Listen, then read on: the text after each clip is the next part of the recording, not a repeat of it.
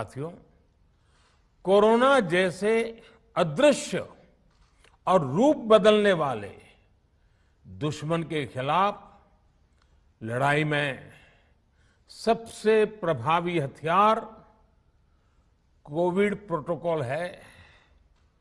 Mask, 2 गज की दूरी और बाकी सारी सावधानियां उसका पालन ही है।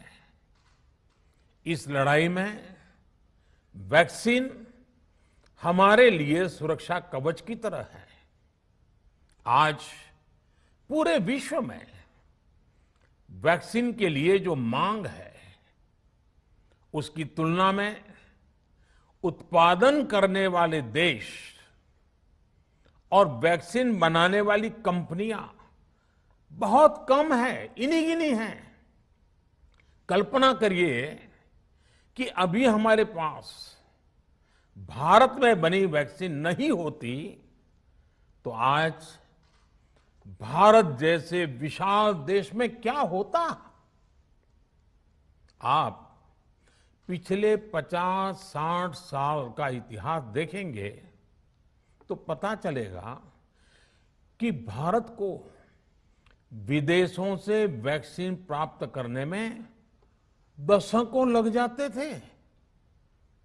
विदेशों में वैक्सीन का काम पूरा हो जाता था, तब भी हमारे देश में वैक्सीनेशन का काम शुरू भी नहीं हो पाता था। पोलियो की वैक्सीन हो, स्मॉल पॉक्स, जहां गांव में हम उसको चेचक कहते हैं, चेचक की वैक्सीन हो, हेपेटाइटिस बी की वैक्सीन हो, इनके लिए देशवासियों ने दशकों तक इंतजार किया था। जब 2014 में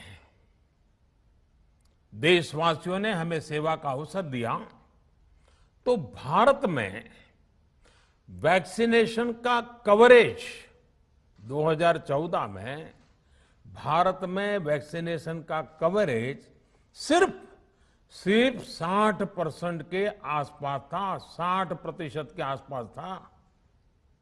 और हमारी दृष्टि में ये बहुत चिंता की बात थी। जिस रफ्तार से भारत का टीकाकरण कार्यक्रम चल रहा था, उस रफ्तार से देश को 100% टीकाकरण कवरेज का लक्ष्य हासिल करने में करीब करीब 40 साल लग जाते हैं। हमने इस समस्या के समाधान के लिए मिशन इंद्रधनुष को लॉन्च किया। हमने तय किया कि मिशन इंद्रधनुष के माध्यम से युद्ध स्तर पर वैक्सीनेशन किया जाएगा और देश में जिसको भी वैक्सीनेशन की जरूरत है उसे वैक्सीन देने का प्रयास होगा। हमने मिशन मोड में काम किया और सिर्फ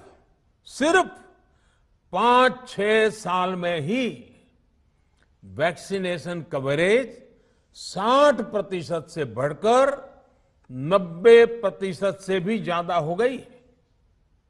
60 से 90, यानी हमने वैक्सीनेशन की स्पीड भी बढ़ाई और दायरा भी बढ़ाया। हमने बच्चों को कई जानलेवा बीमारियों से बचाने के लिए कई नए टीकों का भी भारत के टीकाकरण अभियान का हिस्सा बना दिया। हमने इसलिए किया क्योंकि हमें हमारे देश के बच्चों की चिंता थी, गरीब की चिंता थी, गरीब के उन बच्चों की चिंता थी जिन्हें कभी टीका लग ही नहीं पाता था। हम 100% टीकाकरण कवरेज की तरफ बढ़ रहे थे कि कोरोना वायरस ने हमें घेर लिया। देश ही नहीं, दुनिया के सामने फिर पुरानी आशंकाएं घिरने लगी कि अब भारत कैसे इतनी बड़ी आबादी को बचा पाएगा। लेकिन साथियों, जब नीयत साफ होती है, नीति स्पष्ट होती है, निरंतर परिश्रम होता है तो नतीजे भी मिलते हैं। हर आशंका को दरकिनार करके भारत ने 1 साल के भीतर ही एक नहीं बल्कि 2 made in India vaccine launch कर दी।